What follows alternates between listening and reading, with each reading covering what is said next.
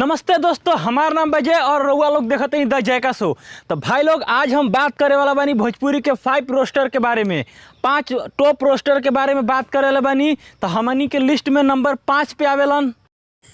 तो भाई लोग हमनी के लिस्ट में नंबर 5 के पोजीशन पे बान प्रमोद भाई, और इनकर ओरिजिनल नाम भी प्रमोद ही बावे, और ये महाराजगंज यूपी से बिलोंग करत रहन। तो भाई लोग इनकर वीडियो ना इतना कमाल का आवेला ना, लोग इनकर वीडियो के इतना प्यार करेलन, इतना इनकर भी प्यार करेलन ना कि इनकर के नंबर 5 की पोजीशन मिलल बावे। बाहरे तोरी बहन के गाड़ी में छछुंदर पे लोग गाना जब जब भाई लोग ऐसा का गाना हम सुने न तब तक पता नहीं काहे कर पहन हमार झटिया लाल हो जाला। और भाई लोग तनी भौजैया के देखल और के गन खुश होती है, जैसे ई सारा जन बा न ई भौजैया के बड़ाई करत बा, बुराई नहीं के करते, कहत के गन बा कि रोजैयारवा से मरवावतिया भतारा से लाड़ छाटतिया ना, और ई सरवा भौजैया के ना खतरनाक खुश होती है कर बहन बुझात बा दलमा आम पागलिया भोसड़ी के। तो भाई लोग अगर इनकर वीडियो आप लोग देखल चाहते हैं ना तो डिस्क्रिप्शन में लिंक बावे, जाके इनकर देखी चैनल के, और इनकर वीडियो कैसा लागेला आप लोग कमेंट करके हमरा के बताई कि इनकर वीडियो आप लोग के कैसा लागेला। तो भाई लोग अब हम बात करे जा रहल बानी नंबर 4 के। तो हमनी के लिस्ट में नंबर 4 के पोजीशन पे बड़न हंगामा @फन, जिनकर ओरिजिनल नाम बावे विशाल सिंह। इनकर पहले एगो चैनल रहे, मतलब हंगामा @फन नाम से ही चैनल रहे। वो चैनल हैक हो गए 1 साल पहले। अगर शायद वो चैनल हैक ना भरे ना तो शायद नंबर 1 के पोजीशन पे रहतन भोजपुरी रोस्टिंग में। लेकिन जब से इनकर चैनल हैक हो गए तब से थोड़ा वीडियो बनाने में शायद डिमोटिवेट हो गए, वही से इनकर के नंबर 4 के पोजीशन मिलल बावे। बोला का भाव बा तारा लीची के हो तो प्रमोद भैया लंड रुपया किलो, जाके तुम भी खरीद लो। नहीं एक तो लंड के आकार का भोसड़ी का वो लीची भी बेच रही है, और प्रमोद भैया बोल रहे हैं ना कि का भाव बा तारा लीची के। अरे प्रमोद भैया अब तुम यही करोगे का? नहीं यार, बात तुम लोग भी मानो कि हाँ बड़े एक्टर और बड़े सिंगर ना भैया अच्छे अच्छे मॉडल को लेके आती है, लेकिन भैया ये फिर से 2 रुपया वाली को लेके आ गए अपने वीडियो में गांड मराने के लिए। नहीं यार, ये कौन सी बकचोदी है? जिसने नहीं देखा वो भी बेटी चोद। लेकिन अगर ऐसे ही वीडियो बनाते रहे तो शायद आगे नंबर 1 के पोजीशन पे आ सकत रहन। तो इनकर वीडियो आप लोग के कैसा लगेला हमरा के कमेंट करके बताई, और इनकर वीडियो आप लोग देखल चाहते नहीं तो डिस्क्रिप्शन में लिंक बावे, जाके देखी इनकर चैनल पे इनकर वीडियो कैसन लागेला रोस्टिंग, हमरा के कमेंट करके आप लोग बताई। तो अब हम बात करे जा रहल बानी नंबर 3 के। तो नंबर 3 के पोजीशन पे बान हमने के लेवेंडिस इंसान, जिनकर ओरिजिनल नाम बावे रुदल रोशन, और इनकरो घर गोरखपुर जिला यूपी में बावे। और इनकर वीडियो का धांसू होखेला, का मस्त इनकर वीडियो लागेला। इनकर एगो डायलॉग पर ना मतलब हम फिदा बानी। इनकर एगो डायलॉग हमार फेवरेट बावे, और डायलॉग बावे इनकर इंट्रो। हम आप लोग के देखावल चाहतनी इनकर intro. Hey guys, Sam Rudal रोशन और आप देख रहे हैं लेवेंडिस इंसान। तो आज के वीडियो भैया कुछ ज्यादा ही गाड़ फाड़ो के अलावा ए भौजी तू हूँ चाटा बुका चाट लेकर पहुंचो दो, अभी धो के आवतानी दशहरी हो चाटे लागे लो भाग तोरी पहुंचो दो कर पहुंचो दो, कसम से कहतानी फिर तो आर गाड़ का चूर पूरे करबे ना करी चुइया। तो भाई लोग इनकर इंट्रो मतलब इतना हमरा के गजब लागेला ना कि हम का बताई। इनकर ये इंट्रो पता हम फिदा बानी, शायद आप लोग के भी इनकर इंट्रो बड़ी मजा आवत है, वही से इनकर के नंबर 3 के पोजीशन मिलल बावे।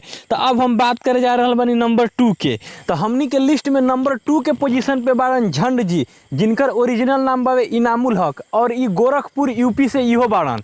तो भाई लोग इनकर मतलब ना फेमस डायलॉग इहे बावे, आप लोग देखिए। तो पकड़ने वाली चीज थाम कर बैठिए। हाँ वही। अच्छा देखो मैडम, सबसे पहली बात तो ये है कि इसे कमरिया नहीं कहते हैं, इसे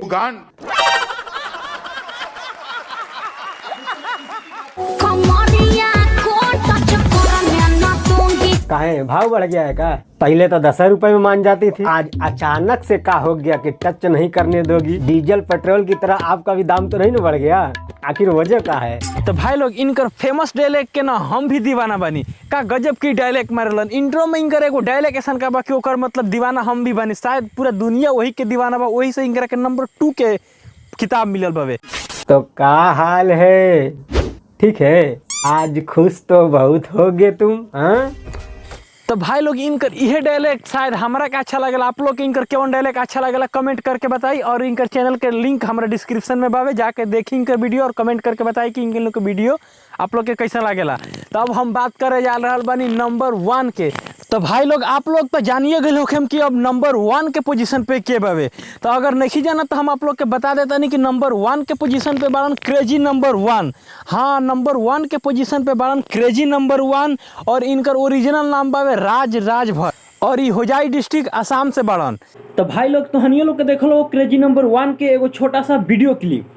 तो क्या हाल बा भाई लोग, आज के वीडियो स्टार्ट हुई, लेकिन वीडियो स्टार्ट करे से पहले हम मतलब चाइना के ऊपर एगो दूगो शायरी लिखले बानी प्योर भोजपुरी में। तो पहले जो हम शायरी लिखले बानी चाइना सन के ऊपर, तो पहले वो शायरी सुन लो, ओकर बाद से वीडियो स्टार्ट हुई। तो भाई लोग अर्ज का बावे, वाह वाह वाह वाह, ये हित पहले शायरिया स्टार्ट हो जाए ओकर बाद ही तो वाह वाह करी हम। ठीक बा। हाँ तो भाई लोग अर्ज का बावे के डहरे डहरे जात रहनी पैनी एगो खजूर, वाह वाह वाह वाह, इसाद तो डहरे डहरे जात रहनी पैनी एगो खजूर आ चाइना के माई के बूर।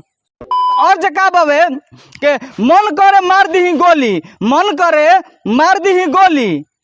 अरे सरवा भुला गनी का रे, चाइना वाला के गोनिया में पेल देम। अरे सरवा इते कोना मैच ना भइले रे। अरे सरवा तो नहीं लाड़ से मैच ना भइलवे, सुन के कितना मजा आइलवे। कहो भाई लोग मजा आइल कि ना मजा आइल?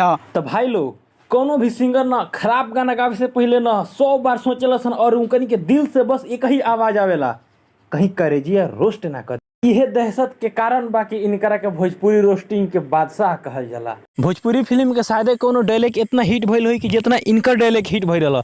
कुछ दिन पहले ना टिकटॉक लाइक वीडियो पे तो इनकर एगो डायलॉग मतलब गर्दा उड़ा देले रहल। अरे और सुनिएगा, दिमाग फेल हो जाएगा, हमारा लाड़वा फेल हो जाएगा। आप बोलिए ना क्या बोल रही हैं, हम सुनने के लिए रेडी है। ये उ डायलॉग बाबे कि जब पूरा टिकटॉक लाइकी पे गर्दा उड़ा दे रहल। एगो और डायलॉग इनकर पूरा मतलब ना बवाल मचा दे रहल। मारला के बाद भलो गाना फाट जाओ, लेकिन मारत रह मजा करी पहुंच दो।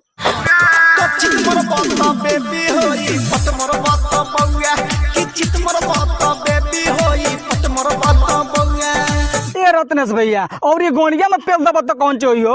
अरे तब तो हगल निकल जाई। अरे सारा तोरा से पूछनी, अरे भाग सारा बता नहीं भागे जिसे। उ डायलॉग ई रहल ह, ई डायलॉग एकदम मतलब ना आदमी के दिमाग का हम बताएं कि मतलब आदमी के दिल पर कितना राज कर गल हन ई डायलॉग से। भले आदमी के खराब लागल हो, लेकिन ई डायलॉग हमरा के तो बहुत अच्छा लागल। वही बोल के इनकरा के नंबर 1 पोजीशन के खिताब दिहल गेल बाबे। तो भाई लोग इहे कुल वजह बा कि इनकरा के नंबर 1 के खिताब मिलल बा, बुझाइल ना। और हम आशा करम कि आगे भी अपन नंबर 1 के पोजीशन बरकरार रखी हन। भाई लोग क्रेजी नंबर 1 के बारे में एगो और ही आप लोग के हम बात बता देते नहीं ना कि इनकर प्रिय शिष्य जेकरा के तहन लोग के लैंग्वेज में चेला कहल दिहल जाई, लेकिन चेला कहल केहू के खराब बात बेबे। जेकरा के मतलब अपन बहुत दुलार प्यार करल, जेकरा के अपन सबसे ज़्यादा मतलब उनकर फेवरेट बाबे, सबसे ज़्यादा जेकरा के प्यार करलन अपना शिष्य के, उनकर नाम बाबे सुजीत कुमार। वो भी रोस्टिंग करेलन, सुजीत कुमार भी रोस्टिंग करेलन। उनकर चैनल के नाम बाबे नाम माने रोस्टर। और उनकर भी वीडियो बहुत मस्त लागेला, उनकर वीडियो बहुत मजा आवेला। तो आप लोग अगर सुजीत भाई के रोस्टिंग वीडियो देखल चाहतनी ना तो डिस्क्रिप्शन में उनकर चैनल के लिंक बा, आप लोग जाके उनकर रोस्टिंग वीडियो देखी, बहुत ही मस्त बनावेलन। और कमेंट करके हमरा के बताएं कि उनकर वीडियो आप लोग के कैसा लागेला। और सुजीत भाई भी मतलब बहुत ही क्रेजी नंबर 1 के रिस्पेक्ट करलन, अपन गुरु मानेलन।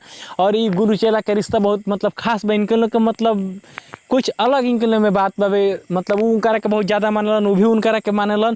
तो मतलब इनके लोग के आपस के रिश्ता बाबे में हम बात ना करें। तो भाई लोग आशा करते हैं कि वीडियो आप लोग के अच्छा लागल है। अगर वीडियो अच्छा लागल है ना तो वीडियो के लाइक कर जा और चैनल के सब्सक्राइब कर जा। अगर आप लोग जानना चाहते हैं कि रोस्टर लोग के मंथली इनकम कितना बा, इनके लोग के गर्लफ्रेंड बाड़ी सन कि नहीं सन, अगर इस सब टॉपिक के ऊपर आप लोग जानना चाहते नहीं तो हमको कमेंट करके बताइए, हम दूसरा वीडियो बनाए एक उस सब के बारे में। तो भाई लोग मिला जी फिर से एगो नेक्स्ट वीडियो में, तब तक के लिए नंबर 1